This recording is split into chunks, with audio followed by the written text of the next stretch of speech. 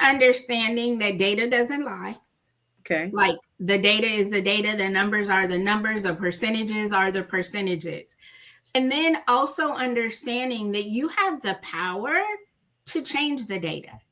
Okay. You, as a teacher, a leader, you have the power to change those numbers. If those numbers don't agree with you and you don't like what you see, you have the power to change that. And you have to remember that those numbers, those are humans. Those are little people in your classroom. So if your data says that 65% are reading proficiently, that means 65% of your class. You can't just say, oh, well, only, 15% of them are doing this or that. Okay, but that 15%, it matters.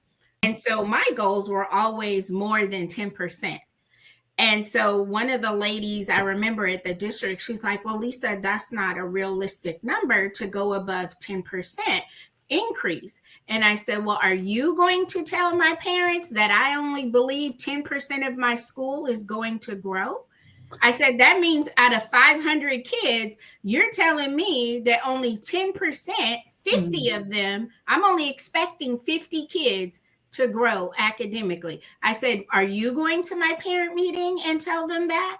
And she was like, well, no. And I said, well, I'm not either. So the goal is higher than 10%. The goal is always 100%, but the goal is 100% of the kids to be proficient in all subject areas. So if you have 25 kids in your class, every quarter, your job is to move 5 of those students up. And not just move the next 5, but maintain the first 5. And so if you keep moving 5 and maintaining 5, by the end of the year, you've moved more than half your class. But you have to break it down so small for teachers to understand, and you have to make it human for them, right? These are not just numbers.